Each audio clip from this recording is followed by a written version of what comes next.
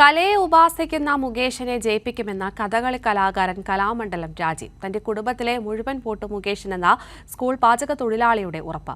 തൊഴിലാളികളെയും കലാകാരന്മാരെയും നെഞ്ചേറ്റി കൊല്ലം ലോക്സഭാ മണ്ഡലം ഇടതുമുന്നണി സ്ഥാനാർത്ഥി എം മുകേഷിന്റെ തെരഞ്ഞെടുപ്പ് പ്രചാരണം മുന്നേറുന്നു.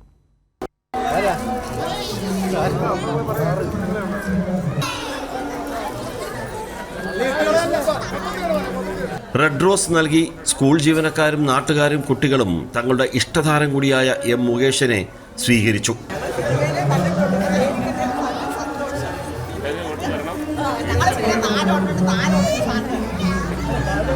ഐസ്ക്രീം പ്ലാന്റിലെ സ്ത്രീ തൊഴിലാളികളോട് മുകേഷ് വോട്ട് അഭ്യർത്ഥിച്ചു. പിന്നെ നേരെ പോയത് കാർ സർവീസ് സെന്ററിൽ. അവിടെ മുകേഷുമൊത്ത് ജീവനക്കാർ സെൽഫി എടുത്ത് തെരഞ്ഞെടുപ്പ് പ്രചാരണത്തിൽ കണ്ണികളായി. തെക്കൻ കേരളത്തിലെ പ്രമുഖ കഥകളി കലാകാരൻ കലാമണ്ഡലം രാജീവിൻ്റെ വീട്ടിലെത്തി കലാകുടുംബത്തെ കണ്ട് മുകേഷ് വോട്ട് അഭ്യർത്ഥിച്ചു. കലാമണ്ഡലം രാജീവ് മുകേഷിനെ പൊന്നാടയണിയിച്ച് ആദരിച്ചു.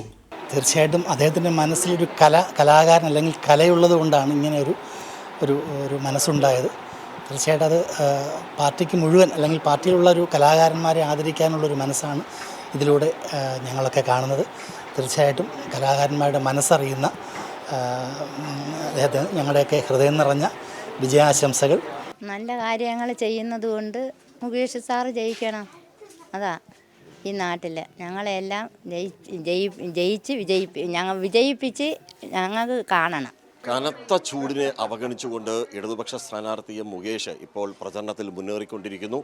കലാകുടുംബങ്ങളിലെയൊക്കെ സന്ദർശിച്ച് തൊഴിലാളികളെ സന്ദർശിച്ചാണ് വോട്ട് തേടുന്നത്. കൊല്ലത്ത് നിന്ന് ക്യാമറാമാൻ അയ്യപ്പദേവനൊപ്പം രാജ്കുമാർ.